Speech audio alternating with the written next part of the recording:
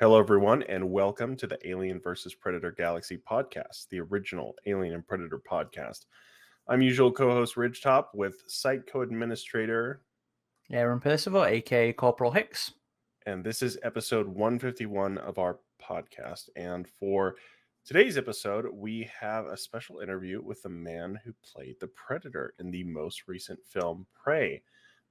We had a conversation with Dane DiLiegro, which was great, and we're excited for you all to listen to it.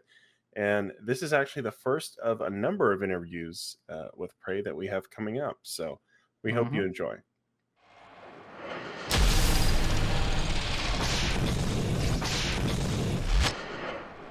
So, Dane, first things first, thanks for joining us today. You know, we're here to talk about Prey. We're here to talk about the feral predator. But before we dive into spine ripping and wrestling with bears, you know, can you tell us a little bit about Dane DiLiegro outside of the Predator? Who are you and what do you do? Yeah, I'm Dane DiLiegro. I'm from Lexington, Massachusetts, USA, because I know you have a large international fan base. I played high school basketball, which went into Division I collegiate NCAA basketball for 4 years. And then I went on to play 8 years of professional basketball. I played 7 years in Italy. I played a year in Israel. I was with the Celtics for a summer, Boston Celtics. And in the summer of 2019, I was essentially scouted to become an actor, and I pursued it. And I booked my first TV show 2 weeks later, a Netflix show called Sweet Home, and moved to Los Angeles just to try this thing out, which was right before the pandemic. And the pandemic came upon us, and I could not go back to basketball, and I decided to continue the acting route. Here I am talking to you guys.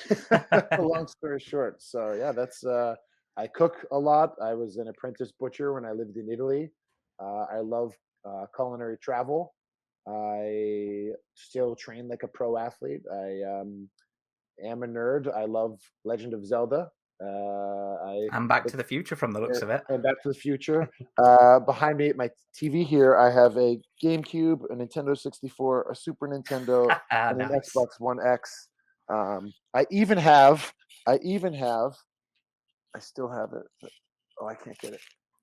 Well, a deep cut Super Mario Paint on Super Nintendo. I have the Nintendo mouse pad and actual mouse. So that just, I hope, ties into my nerdom a little bit. Yeah, I got some retro stuff. Yes. Splashing that Predator cash on the retro gaming. I love it. Of course. So that's me. Nice. Well, what's favorite film then? It's tough. From a nostalgic standpoint, it's Heavyweights, which is the Disney film. Oh, I remember that one. About Yeah, fat it's been a guy. long time. I mean, is that too big of an ask? Have I asked? There's so many routes we can go here. Jurassic Park, Jaws. Good choice. E.T. Anything Spielberg. I actually like Back to the Future 2. It's my favorite Back to the Future series is in my top 3. Okay. The Back to the Future 2 is my favorite, just because the future and what they did with it. I think it's awesome. I actually got this poster while I was playing in Italy. They did a one-time screening of Back to the Future 2 in Italian, and I went to see it, and I thought it was amazing. I said, "Get the poster," and they gave me this Italian Back to the Future 2 poster, which I love. So nice. And something we have to ask all our guests, especially the ones who actually get to contribute towards our favorite franchises, is about the first time they actually encountered the monsters. Do you remember the first time you ever laid eyes on our favorite extraterrestrial hunter? Of course, my father, who's a big athlete, we have an exercise room, a guest room in our house, and in the basement, that's where he kept his bike and his recumbent, his workout bike. And every morning, I'd go down at 7 o'clock in the morning to see him working out. And it's early 90s. My dad's a big macho man. He'd always watch these action films, dad movies. And that's when I remember going in at the first time I saw the Predator. And he, get it. And I was 5. Get out of here. You're not allowed to see this. And I left, peek my head around the corner and then through the crack of the door, and I'm looking at this alien hunter. Oh my God, what is that? That thing is disgusting. And he said, "Get out of here!" And he slammed the door shut. So that was the first time I ever saw. And I mean, more than just the Predator, it was all monster movies and sci-fi movies as well. All through your dad. Yeah. Oh yeah. In the basement in the mornings. Yeah, I think that's something I share as well. My dad introduced me to a lot of the 80s monsters movies that have become an obsession of mine. Oh yeah. Absolutely. Cool. And now for the hard-hitting question, though. Which of the previous Predators, including the AVPs, has been your favorite creature design or performance?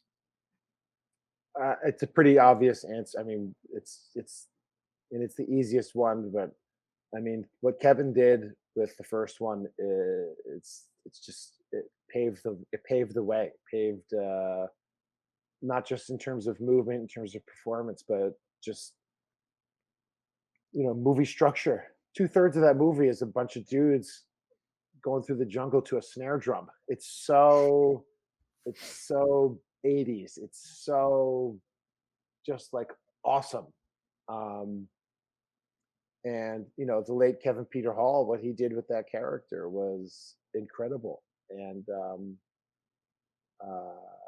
Stan Winston's design and the way it all came together.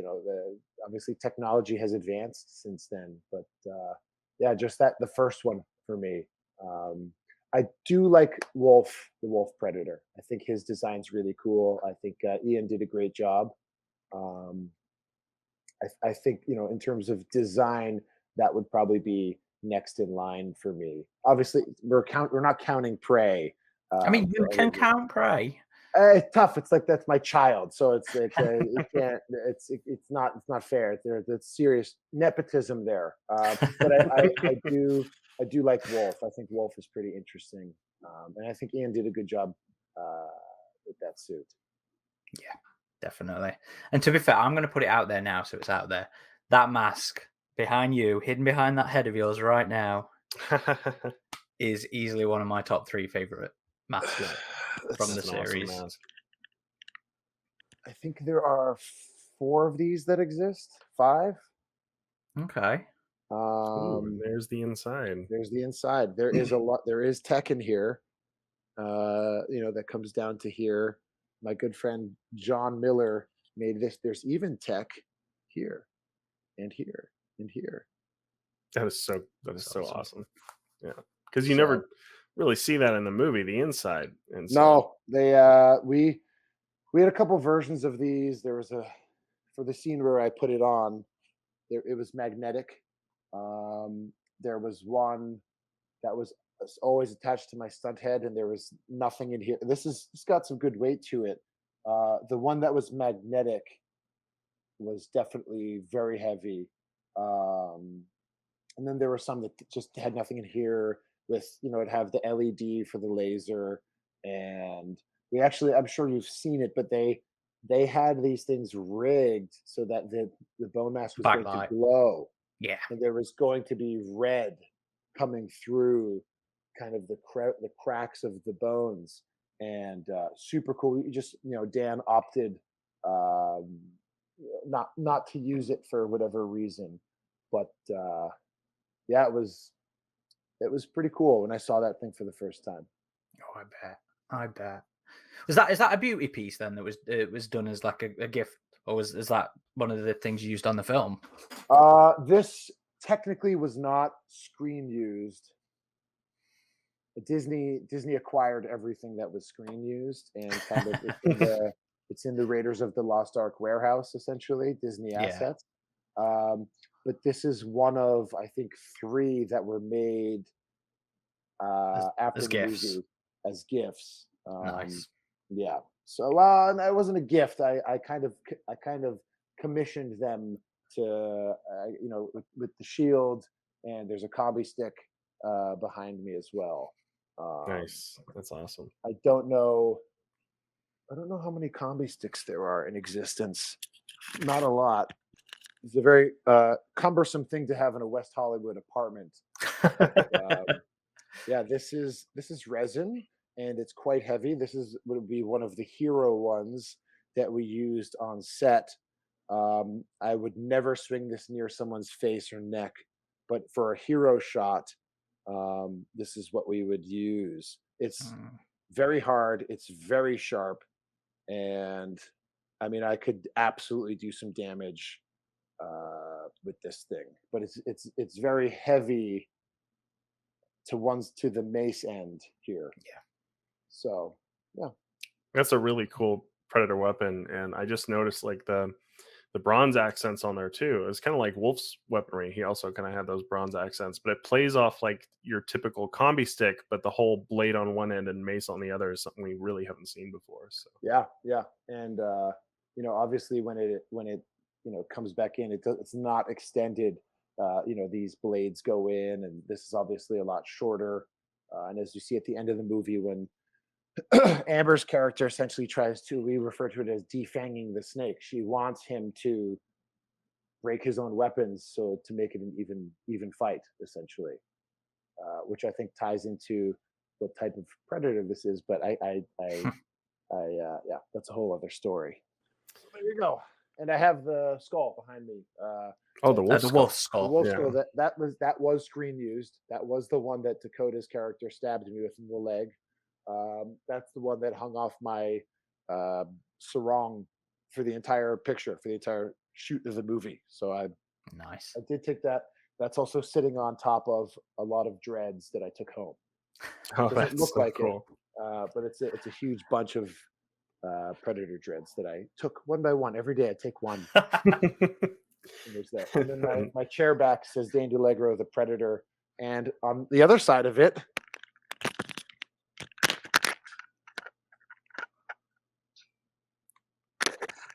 this is cool. The original title, huh? Skulls. Yeah. Nice. So yeah. Or I guess That's the cool. working title. is Working what you would title. call it. Working title. The movie was never going to be called Skulls or Skull. Yeah. So we shot this movie. No one knew what it was going to be called, which I thought was pretty funny. Yeah, because I know they were trying to keep it secret for a while, and they wanted to go into the marketing with that, but then it eventually came out that it was a Predator film. Yeah, exactly. And we absolutely love to hear about the casting experience that actors and performers go through when it comes to these films. So, how did you come to be cast in Prey? I was called by Alec Gillis to come in to do a design pitch at ADI for a project they're working on in Canada. And I said, great. And Alex said, I'll buy you lunch. Come on in.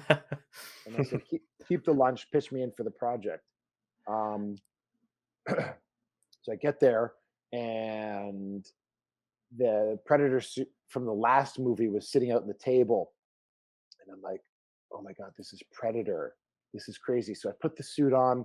Dan, Marty Ewing, our producer, and Jeff Cutter, our DP, came into the shop, and Alec told me he wanted me to bring a balletic feltness for this character.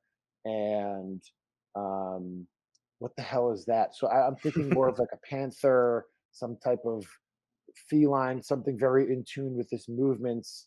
So I'm running around ADI in this suit. They had a big 3D printed iteration of what they thought that this Predator was going to look like. I don't know if you saw some of the concept art that they released. It was very close to that. The mouth on this thing was like so big. The mandibles were like out here and then down here. It actually was those. It was that concept art. And I put it on. There's no vision. They drilled 2 holes through, and I couldn't see anything. But I jumped on top of the table, and I'm doing all these different things. And I was like, wow, they don't have anyone cast for this. And I told them I would kill to be your predator. I would die to be your predator. And, okay, yeah, we'll let you know. We'll see. So it ended up that I was brought in to play the Predator, and I ended up doing all the acting stunts in Mocap. There was another guy they had used for some insert shots, and he was a backup Predator in case I got injured, essentially. So yeah, I mean, I I essentially did all of it. I did the actor and the stunt doubles job. I didn't really have a stunt double, so Okay. and then we Hey, spent a day in a gray suit in a free running academy, and I did all the predator movements, jumping from trees and holding up the bear, and all of that stuff. so that was Uh, all mocap suits. that was mocap. Yeah, they like had a huge pad, and I had to lift it up, pretend it's really heavy like this, and then throw it down. And all of the motions you see of him jumping from tree to tree and doing it, that was they captured my movement and used for this character. Well, that's impressive. I thought that was CG. That's impressive. Well, it was CG, but they had inertia monitors on me, so my movements are the same movements that this Okay. predator had. That's cool.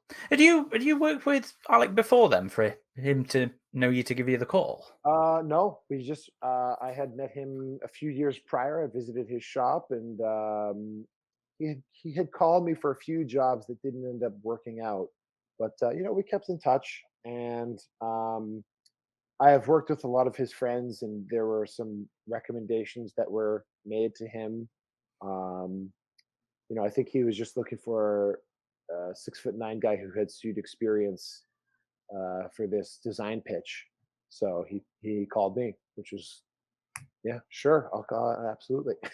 Yeah, can't argue with that, can you? Yeah, God. yeah.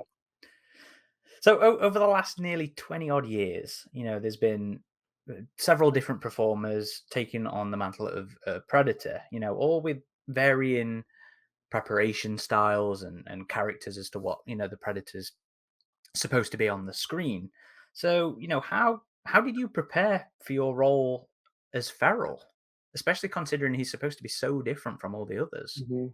Um, it was interesting. Dan kind of granted me the key. He gave me the keys to this castle creatively. He obviously had some parameters that he had set, uh, but he told me don't do what Kevin Peter Hall did. Every predator, is an iteration essentially of what Kevin did, and we really want to get away from that. And he set parameters for me with words like animalistic, primal, feral, dynamic, lean. And so I'm thinking about all these different things of how this predator moves. He doesn't want that standoff 1987 WWF wrestler, this big giant brute. He wants a dynamic tree jumping. He is quite feline. He looks like an insect, but he's quite feline in his movements. Um, so for me, it starts with I see the design of this character. How does he is he? He's got that huge back. He's so hunched over, so that it's kind of like beast like for me. And just kind of building off of that. You start with one thing, and then from one thing you go to another. Um, and it's you don't go into a project with he's going to move this, he's going to do this, he's going to do it. Kind of evolves over time with each shot and each and every scene that you're shooting. So Now, you mentioned you had worn a test suit at ADI, but tell us about the first time you actually donned that finished feral suit. What was that experience like? finished. We did a lot of test fittings in Chatsworth leading up to this film. There's actually some cool test footage that I think Alec has of me in an unpainted all black foam latex suit that like really he's just try to break the suit, test this thing out. Me in the parking lot swinging a stick, and I'm running. We actually did some iterations of me running on all fours in this suit. We were going to do a chase scene of me running on all fours, which would have been quite interesting. Uh, First time donning everything was we did a show and tell up in Calgary in the middle of the woods just before shooting the big log fight. And yeah, it was an interesting experience because I had to lose 25 pounds for this role to fit into this lean and dynamic suit. So it was a tight squeeze for me because I'm usually a big, big, giant, muscular guy, and I had to lose a lot of my waist for this. But you put this suit on with no head. Before you put the head, you look down and you see his 12 pack, and you look at your hands and you see these. There's foam latex, so my forearm is huge, my arms are huge, my hands. I have these claws. I look down at my feet. His calves were enormous. This guy's leg muscles were unbelievable. And oh my god, this is real. I am the predator. It's not what. Oh my god, I'm this killing machine, and you just.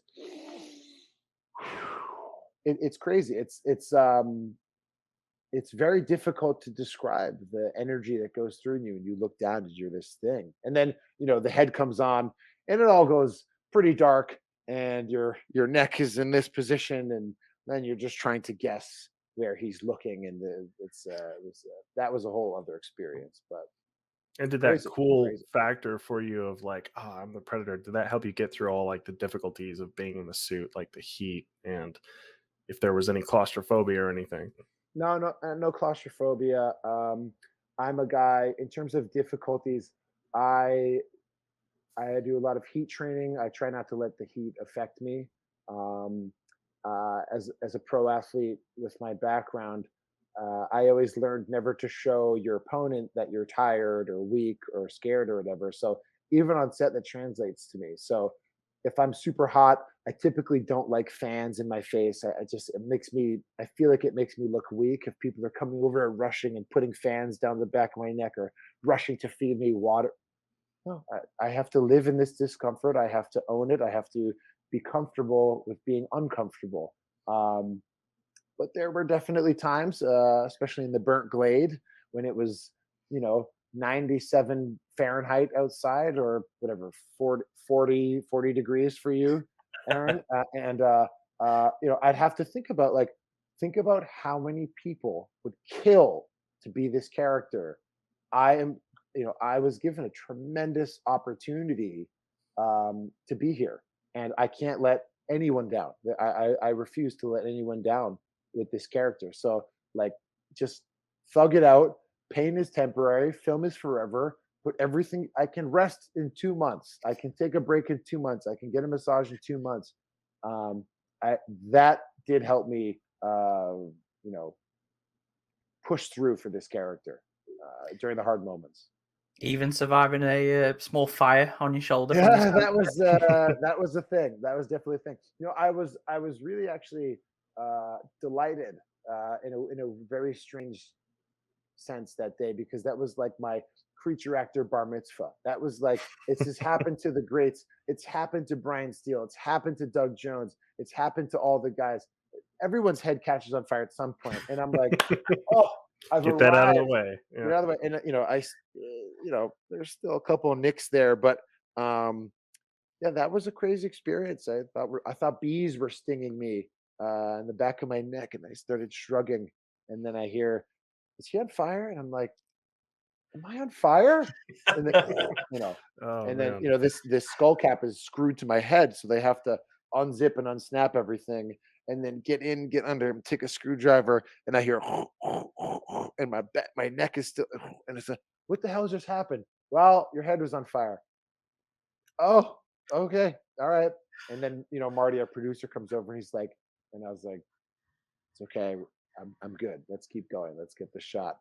So, but that fire was my fault. It wasn't anything that had to do with the suit.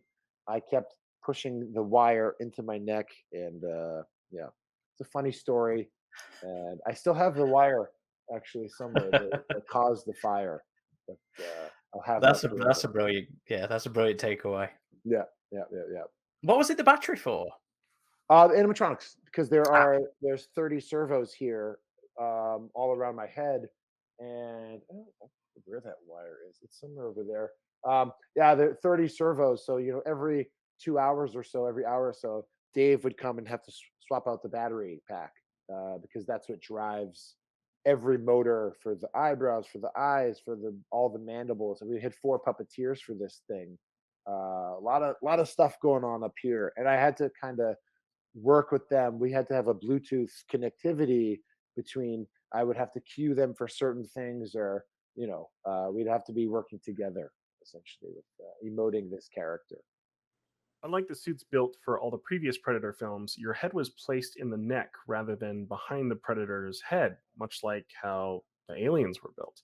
How did that affect the way you performed?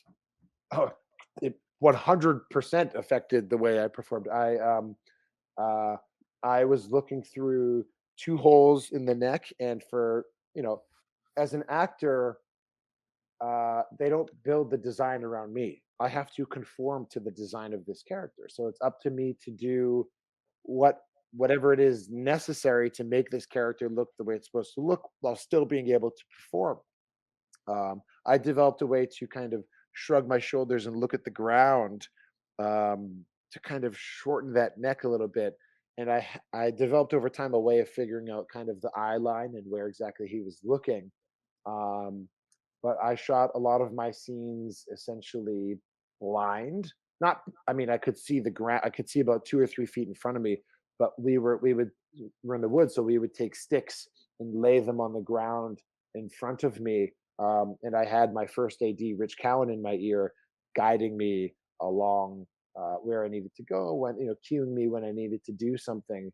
Um, but all those fight scenes, all those acting scenes, I couldn't see anything in front of me. I mean, how did you even pull that off? Because I think that film must have been the most choreographed Predator fight sequences out of any of them. I mean, maybe next to AVP in the Celtic fight, because that seemed very, very choreographed. That must have Yeah, been fucking we did a difficult. lot of takes. For me and Dakota's fight, there was a lot of rehearsal.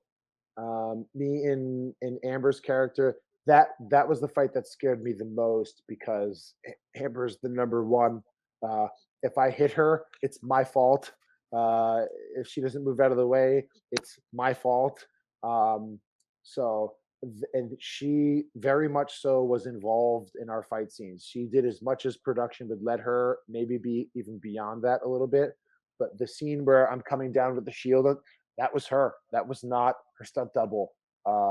If she didn't roll out of the way, I was going to hit Amber Mid Thunder full speed with the shield, um, and it was scary. There were times where hey, if you don't move, I'm going to hit you. So um, it was definitely like we said, he's dynamic, he's quick. So me and Dakota's fight, I'm swinging this half combi stick over his head. I'm missing his head by inches. That was terrifying.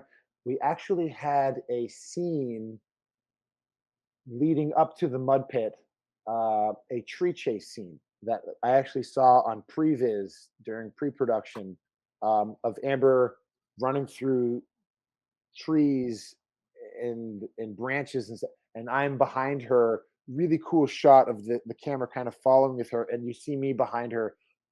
They wanted to shoot this practically, me running through trees and branches with the head on. And I'm so glad that they ended up, they scrapped it. We would have figured it out. But I trained for a few months leading up to this movie at free running academies, running on balance beams. I would sprint on these, 4-inch balance beams, preparing to run on branches. Um, and the day they told me we're cutting the tree chase scene, I was like, yeah, I would have been wired and everything, but Yeah. it would have been a tremendous, tremendous challenge. And it's funny, a lot of people say, like, "Oh, you couldn't see? That's great. That tells me I did my job because you can't tell that I'm looking at the ground for all of that." Or people, there was a guy in there. Oh, thank you, because you couldn't even tell. If you don't recognize me, I'm doing my job essentially. So when I hear things like that, I'm delighted because that means I did my job. Did it ultimately sort of come down to a lot of like muscle memory in terms of practicing of the performance and stuff like that? Yeah, Was I mean, there were certain movements that I would do over time where I just kind of became natural to me. The head whip after I get shot in the shoulder, mm. I throw the trap, snaps on the guy's face, he goes down. I get shot in the shoulder, and then I would turn, but I would add a little, dreads to that. Certain things with turning my head because it's heavy. You have 15 pounds being whipped around. It's very easy to fall over and lose your balance. And there were a couple times I did fall over. Um, but So some good bloopers knocking around then. Oh, I'm sure. I'm sure they'll never see the light of day, but there are definitely some funny things that went down. Um, yeah, we actually shot an extended version of when I kill Ania out at the big log fight, and I stab him in the chest, and I see Amber, and I pull the thing out, and you'll see she starts to run, and then I kind of go fully cloaked. We shot an extended version of that where I start to run after her, and sprinting through the woods right behind her. I may or may not have ran into a couple branches during that scene. I mean, they did a good job maintaining these predator heads, but I walked into my fair share of branches and trees and things like that. Or watch your head, Dane. What? And I look. No, put your head down. Okay, sorry. Was there much footage of you that was shot that didn't get used? No, I mean, I'm only in the movie for like 12 minutes. If you take out a timer, there a lot of things were used. Most of the things were used. We shot a scene where, um, am I allowed to say this? I don't know. Whatever.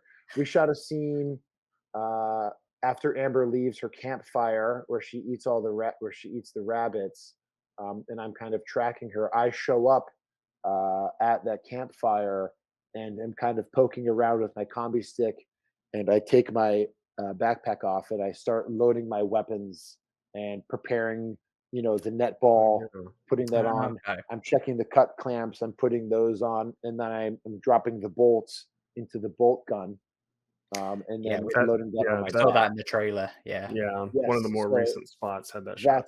that's where uh, that and then that eventually was. I think that scene was replaced with me versus the wolf, um, and that was to establish just me working my way up the food chain Mm. essentially, and establishing why I'm here and how I'm processing Earth and how I'm looking for the bigger, badder thing, the ant to the rat to the rattlesnake to the wolf to the bear, and you just see.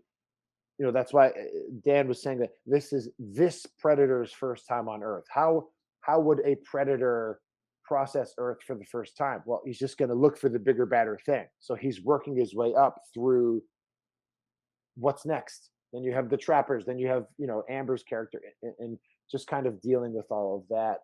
And I'm trying to think, and if you, yeah, yeah, but pretty much everything was used. I'm trying to think. I don't think there was much that was cut. Um, I mean, everything that I shot for the most part ended up into the film, except for a few scenes here and there. But that's standard movie making. So were you in the mocap suit for the wolves scene? Yes, I was. We those were shot actually here in Los Angeles. We had during a round of reshoots. They brought 3 wolves, actual like wolf hybrid dogs in. One that was really good at running, one that was good at growling standoff. Um, and no, that was me. That was I was fully in the gray suit. I have some photos of me holding up the spine with the head and everything. I will eventually post those at some point. But yeah, I and we kind of developed this thing of the predator. He was so cloaked during that scene, it's kind of hard to see, but oh, there's this. Okay, I'm clocking this rabbit, and now I see this wolf, and then there's a standoff, and I'm processing the wolf for the first time. So what would I do to make it an even fight? Oh, well, I'm going to get down on all fours because this wolf is down on all fours. That is So what I was going to bring up, because that is one of my favorite bits of you in the film, is yeah, this getting low to the ground, this yeah, sort of animalistic profile as you get in there. And it's also like one of the beckoning things, like when you get down to your dog. It's like, yeah, yeah. yeah, A lot of I people love ask me, that moment. why did you go to the ground? Like what?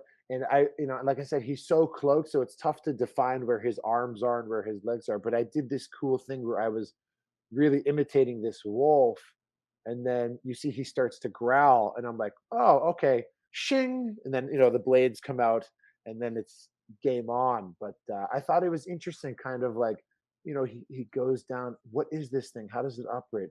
Okay, I'm just gonna try to be like this thing, even fight, and then we go. So I thought it was a cool touch putting on kind of like a mimicking, because predators mimic, with the voice box and Mhm. everything. But also, I thought that it was interesting going down on all fours, mimicking this wolf as well. And you've also posted some images lately of fighting a guy in the big bear suit. How was that fight? Yeah, I mean, he was more of a reference. I don't know how much that suit was actually used in the movie. I think it was, Oh, I don't. his Yeah, arm when they were lighting. clawing through. He was more for reference, but that was just one of the special effects guys. His name was Kyle, and he was 6'8". I initially was supposed to play the bear as well, and they were like, "No, we're gonna have Kyle do it." Okay, fine. Um, yeah, we shot a day at a sound stage. Just we had a beaver dam there, and they were blasting current through this thing. Um, and there was a scene that we really shot with Amber's character inside the dam, and they're shooting through this dam, and you see me in the gray suit and Kyle in this bear suit, and we're tussling. We're like scratching at each other and punching and like dosey doing and that I don't know how much that actually made it in, but that really we really shot that. So Hopefully, that some bear good was bloopers huge. there too. Yeah. Yeah, yeah. But if it wasn't one of those two scenes, did you have a favorite scene out of all of them that you shot? Oh, burnt glade for sure. Uh, just, I mean, I can even boil it down to a single shot. That was my favorite. It was when Naru and Tabe are trying to figure out how to break the ropes, and it cuts to me walking, and I slash across this one guy. I knock this one guy into a tree. I see Raphael trying to escape behind me, and I do that little spin frisbee toss with the cut clamp to cut his leg off. Continue on, choke the guy, put him up in the tree. This guy comes, disarm him, kill him, and then cut that guy's head off. That was one of the most difficult scenes to shoot, just because of that one long take of all of those things. Um, one of our stuntmen, Tommy, the one who I hit into the tree. I mean, that gauntlet I had on was, I think it was fiberglass. It was very hard, and we had to really, really, really be cognizant of where exactly I was swinging, because I couldn't see him when I'm swinging. So if I'm 5 inches up, I'm hitting him directly in the face with this gauntlet, and I'm breaking his nose. So I had to be very cognizant of exactly where my arm was during this whole process. That there were some sticks laid on the ground for me during that sequence, so I could follow along. But yeah, that was a extremely rehearsed scene, um, and yeah, turned out pretty cool. But that was that's I still watch that scene sometimes. I'm like, God, I can't believe I did that. That's great. Yeah, it is a The badass hatchet sequence. flick is one of my favorite bits as well. Oh yeah. That was yeah, that was one of the first things when I got through all. They were like, got up against free. Some guy attacks you, you kill him, and then you kill the guy. And I was like, oh, that's cool. That was like one of the first things they ever told me about when I first got involved with this project. Nice.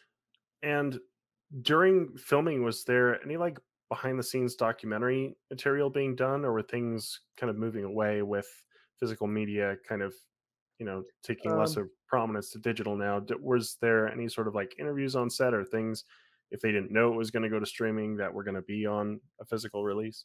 we had I don't know if it was 20th or Disney had EPK, which is, excuse me, electronic press kit. There was a behind the scenes crew there filming things, um, stills photographer. There were a series of interviews being conducted on set. I did not take part in any of the interviews while during principal photography that we were shooting. Um, but I specifically remember a crew being there filming a bunch of things while we were shooting. I don't know if that'll ever see the light of day. Again, they could take the files of that, just put it in the Raiders of the Lost Ark warehouse, but who knows what the future holds. I'm sure Dan may or may not have access to some of that. I'd love to see it someday. So would we. So would we. Yeah. DVD, Blu-ray. Yeah. Who knows? But then I again, know. that's. I was gonna I say was going to that. say, you go. I love it. It's why I like doing these things, because it's our own. What's the word I'm looking for? Oral history, our own oral documentaries of these films that we might not always get the chance to hear. So yeah, that's why I enjoy talking to folk like yourself so much. I had to come on. I had, it's when I first got this role, I became a super fan. I spent a lot of time on your website. I spent a lot of Nice. time on deep diving. I had to become a super fan. I had to understand what about predators and a little bit of the history there. Obviously, with the films focus on what's established in the films. In terms of the comics and other lore, it's tough because what is brought into the films isn't necessarily what's in the comics. So, Hmm. and I know a lot of fans are very passionate about all of Predator lore and canon, but the things that I knew I had to stay true to and respect were what were in the films previously or what had been established through cinematography. There, in terms of the word, it's Yautja is a comic term. It's not used in any of the films. So Thank God. Thank yeah, God. Aaron doesn't like that one.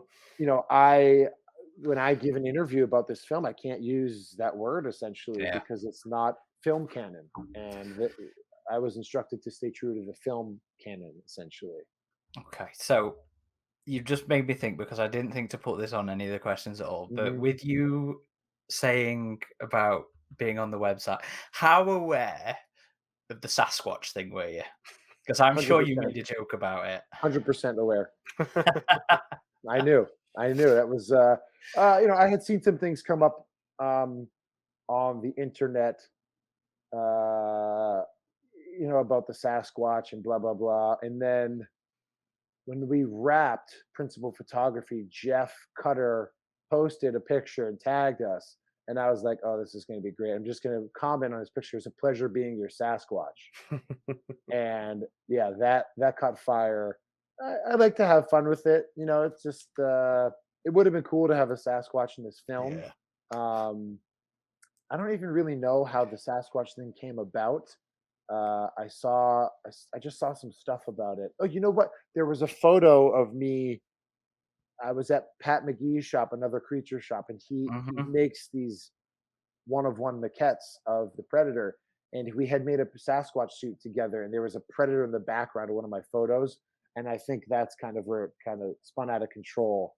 Um, so yeah, the Sasquatch thing was a fun inside joke with us. But It's funny because the most recent anthology Predator book has a Sasquatch oh, versus really? Predator in it. Mm. Yeah. Oh, that's great. Okay, I didn't even know that. That's incredible.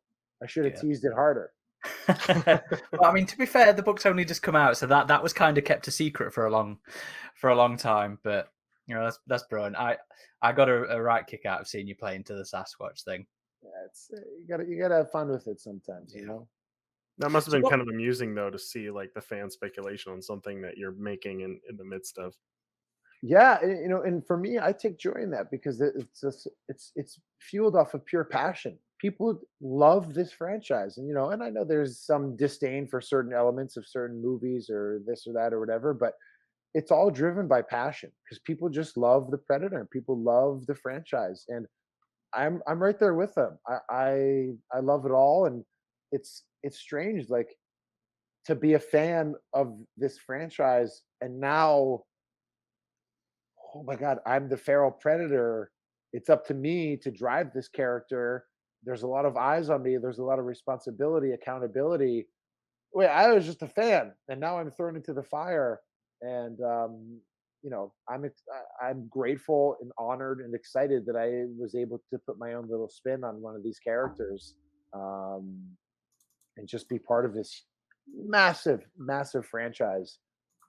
Especially, so the UK, so impressive with how passionate about Predator.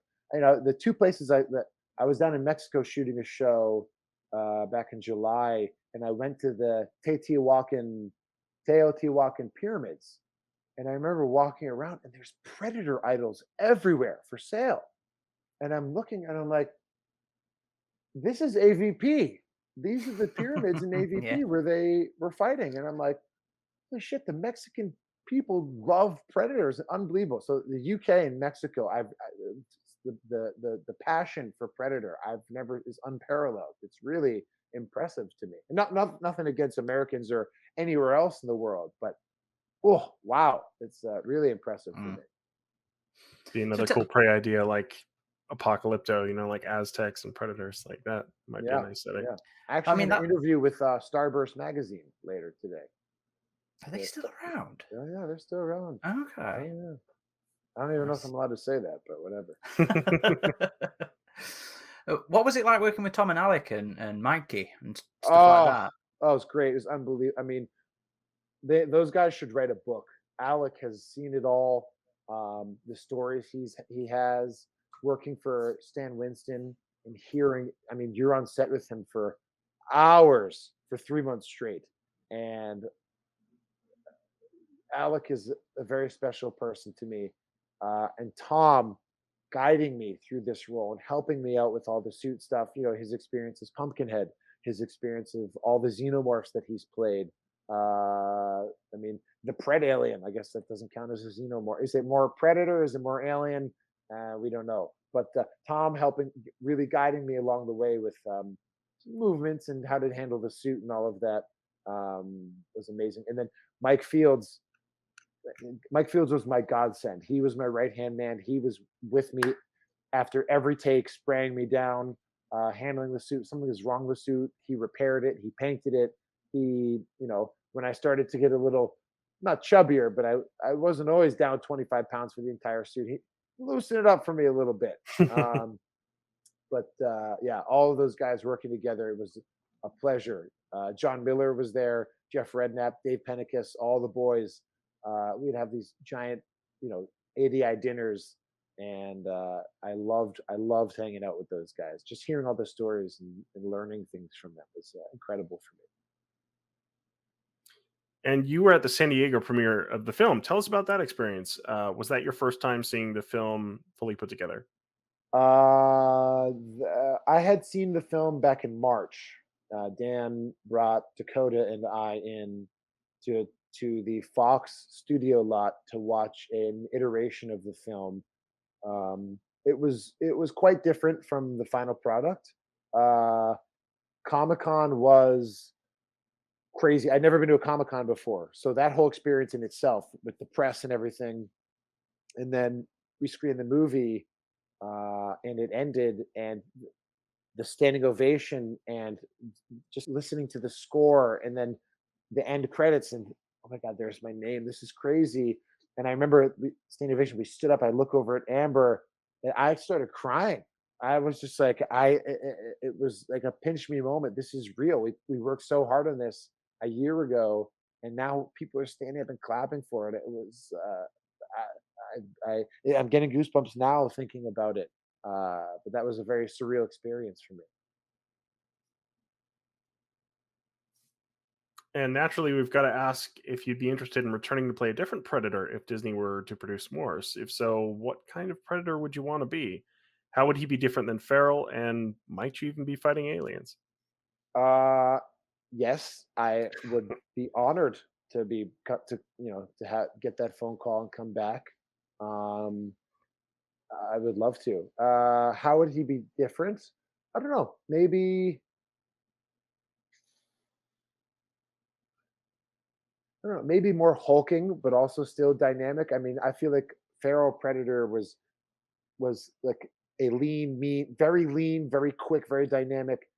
He was muscular, he was big strong, but he wasn't hulking, boom, boom, boom. He was, quicker in that sense. So maybe a bigger, stronger predator who's taller. I don't know, but also still dynamic and maybe more on the ground. I don't know. I mean, Farrell's just so badass. He just was so cool. It's tough to How do you outdo that? I don't know. I don't know. And then, in what time period? What's the geographic location? Are we on Earth? I don't know for the next one. Are we going to be on Earth? Who knows? Is there going to be a next one? I also don't know that either. So, and I hand hand to God, I have no idea what the future is, what is planned. If there is something being planned, I am not privy to that information. I hope they make another one. I don't know what the plot would be. I don't know what the timeline would be on that. Did you say But you yeah, wanted to do samurai? Could you uh, do feudal. that with the suit? Oh, 100%. Feudal Japan would be awesome. That would be really cool. I'm from Lexington, Massachusetts, so that's the Revolutionary War. I'm sorry, Aaron. The first time we stood up to the British. Um, Muskets would be an interesting, kind of like the Patriot with Mel Gibson. Put a Predator in there. I see like dark, misty fields, and you see this Predator coming out, getting hit with other muskets. What's another one I thought that would be? I want Oh, to see one of the World Wars. Gladiators, Roman times would be interesting. That's Mm. like maybe more of a barbarian predator, huge giant muscles and swords and stuff. I don't. Has a predator ever used a sword? Yeah. Yeah, Oh, okay, okay. Oh, but the in Predator, no, Predators. he had the wrist. Yeah, It was well, I just suppose one. Yeah. I think it's more an extended lore. No, Predator 2, you had the Elder Sword, but Yeah, but he wasn't using it it was and more of a swinging it machete. about. Like, can you imagine like a full on like Roman blade, like hand to hand combat? Ching, ching. That would be. Oof, oof. Yeah. In the most recent video game, there's a Predator katana, which is pretty cool as well. Oh wow, Yeah. wow. Yeah, who knows? The options are endless, really. So I guess that actually kind of speaks to one of the next questions, because that's actually everything from us. But we did have just a small handful of questions from our community members. Mhm. And Superior Iron Man would like to know, if given the option, is there a weapon or gadget that you wish Ferrell would have used? That didn't. What do you mean? That just.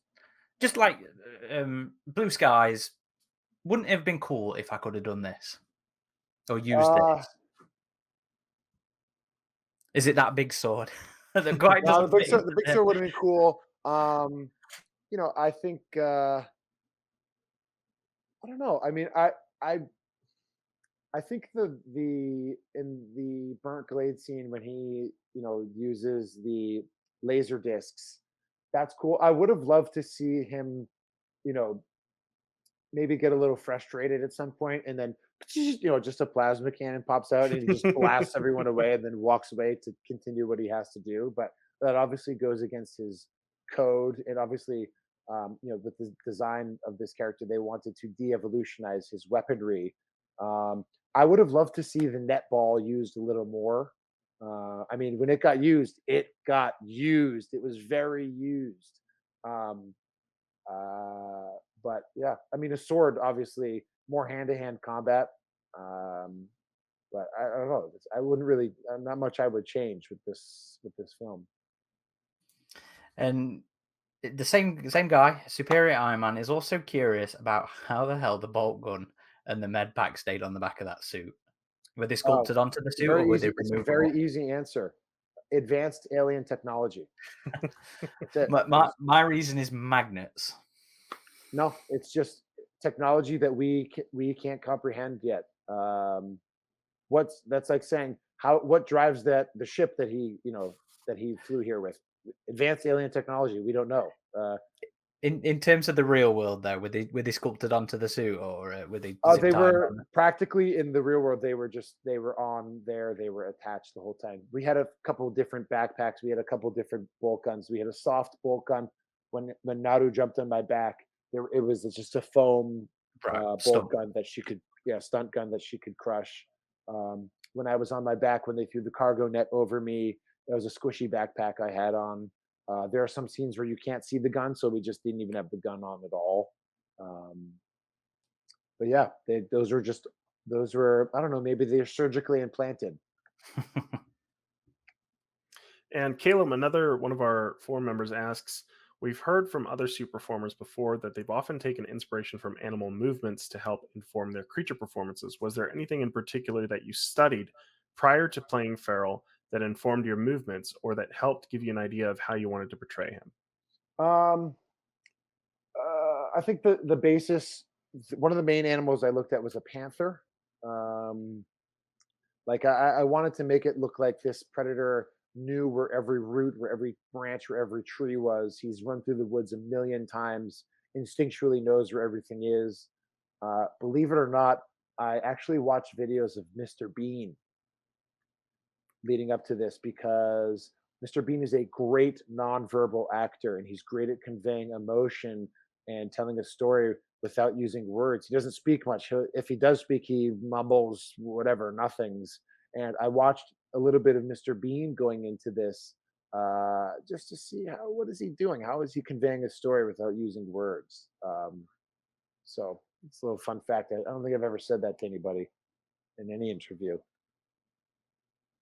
Well, thanks for telling us. Yeah, Mr. course. Bean is I used to watch him back in the day a lot. It was Yeah. fun stuff. Sizzy Bubbles wants to know if there were any valuable takeaways to playing as the Predator, any skills that you learned to carry on to your next role. 100%. I trained for parkour for 2 months leading up to this role. I now have the basics of parkour. My trainer in LA, we did a lot of bow staff. We did a lot of Kali martial arts training, um, nunchucks, um, sword work. I had no idea how to do a flower with a sword before this film, and now I can. I didn't even know what a flourish was, and then you can see in the film I do a flourish when I pull the half combi sticks out of the ground right before I kill Ania, and I do that little with both combi sticks. So yeah, the martial arts and parkour training, also just mentally, just being zen inside that suit during the hot moments. I have a couple of videos of me squeezing my arm after a long day and just all of the sweat coming out. Oh, Uh, man. pretty insane. That sounds pretty grim. It was very. If they release any of the production stills from the film, you'll probably be able to see like me and Tabe's fight, like like sweat just shooting out of my arm anytime I swung my arm. You'll see like a trail of sweat every time I'd swing. I'd spray him with sweat from the suit. Poor Dakota. Yeah, he loved it. He just wanted to be as badass as possible, and he certainly was in this film. Yeah, no doubt. Now that's it. That's actually all of our questions. I think we managed to get this down to the hour pretty nicely. This is But great. before we do sign off and let you get back to fighting bears or other interviews, is there anything you'd like to say? Any anecdote or thought that we just haven't given you the opportunity to express?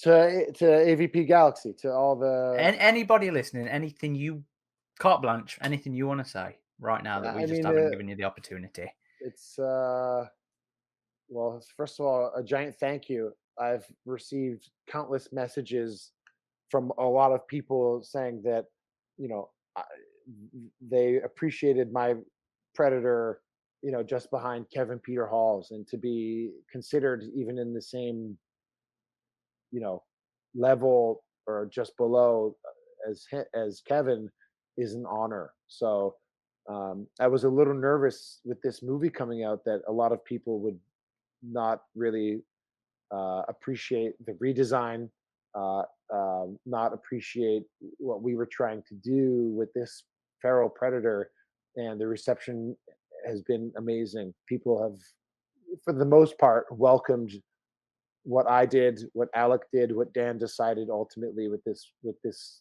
predator with open arms, and I'm shocked. I can't believe how well this film is doing and the reception it's gotten. But selfishly, from the Predator standpoint, of mostly a large number of people being receptive to our different take, because we know everything's going to get compared to the Jungle Hunter. Everything's going to get compared to Kevin and what he did, um, and it's a tall order. It's a tall order to stand up to that. And I'm just glad that for the most part, everyone was receptive to it. And, obviously the end result, you have this um, beast, this feral beast. It's dynamic and super badass. I wanted him to be as badass as possible. So yeah, thank you. I guess it's a major thank you. And thank you to everyone on the website and the forum who are so passionate, whether you approve of things or not. Thank you for your passion, because without everyone who supports and loves this franchise, it's nothing. Whether it's good or bad, through thick and thin. There have been some interesting movies that have come out in this franchise, and there have been That's one way to describe it. yeah, and there have been some really exciting ones, and fans have stuck with us through all of it. I obviously wasn't involved with those other films, but we were still here. So the ball's rolling, and it seems like we've breathed new life into this franchise, and I'm very excited about that. Yeah, definitely. I think everything you guys did on that film is really. I don't want to shit on the other stuff, but I genuinely thought this might have been it. But then Prey comes out, and everything you did, everything Amber did, everything Dan did, just reinvigorating and proving that the Predator is still the cinematic, tour de force. So easy to look at the description of this film before it comes out and say, oh, it's an R-rated Pocahontas, it's woke, it's a Disney princess that, blah, blah, blah, blah. It's so easy to say all of those things. And I'm just glad the reception. I'm so glad that everyone likes it. Us too. Us too. Yeah, we both loved it. I was just trying to make all the pred heads happy. I was like, I want to go on AVP and people are happy with it. That's kind of my AVP galaxy, and get a reception. So I'm content. You achieved that. The majority are very, very fucking happy with this film. So thank you. Yeah. And I see, trust me, I see the comments. I look into that stuff sometimes. So I see what people say, and I'm happy that it all turned out the way it did. Okay. Is there any way you'd like to signpost people to find out more about yourself? I mean, my Instagram is DD. That's the thing I'm most active on. I just signed with a personal appearance agent, so I will be going to Charlotte next week to Mad Monster Party. I think I'm going to Germany at some point, or maybe even Ireland or Scotland. Come to England on my side. Yes. I will be going out, and I think I might be going to London at some point. Nice. So yeah, I'm going to start touring around. Dakota's coming with me to some of these things, so yeah, it'll be fun. So I can meet some of you guys. Hopefully, I'll get the chance as well. I know you've already met Adam. Yeah, we met a couple times at the premiere and then the after party. Oh yeah, that was a great party. It was a good party. Yeah. Right. Well, thank you, Dane. We'll let you get off. Yeah. Yep. And appreciate it very much. Yeah, thank you. Thanks so much for joining us. I'll talk to you guys soon. Thank you.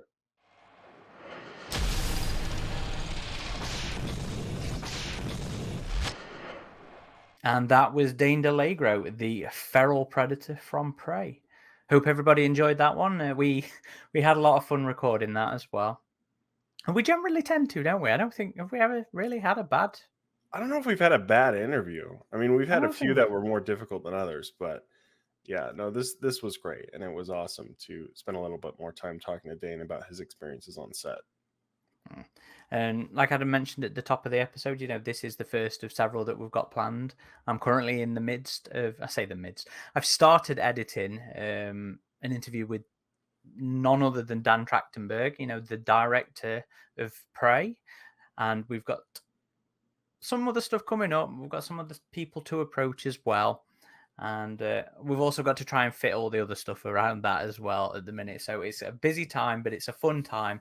And the time after release is always really interesting and fun for us, because it's when we go out and we do these things and we ask them all the nerdy details that we're all talking about on the message boards or the Facebook groups.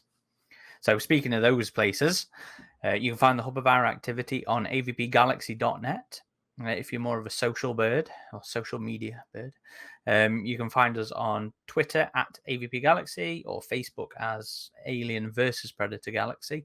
We also have a Facebook group on there which has exploded thanks to Prey. So if you want to come in, I think we're like third biggest group at the minute now on Facebook, which is nice for Alien and Third Predator. or second, something like that. So if that's where you like to do your discussions, come and join us. If you prefer organized categories and threads, we also have a message boards on the main website. Yeah, we still do it old school on our website. Yeah, I don't think I could live with just Facebook groups. The ability for discussions to get lost just infuriates me. So I'm very much still a message board kind of guy. So come and join us. If you're listening to this, we're also on YouTube, where we've got visuals of the podcast and we have visuals of the written articles that we do on the website. We recently, as of recording for this, released a lore video on the times that a predator has taken on a bear. So head to the website, check out the written version. Head to YouTube, check out the video version. Either way, it's there for you. All right, if you'd like to follow me personally, I'm on Twitter at _Corporal Hicks. And if you'd like to follow me personally, it's at RidgeTop21 on both Twitter and Instagram. And thank you for listening or watching. This has been Corporal Hicks and RidgeTop. Getting to the chopper.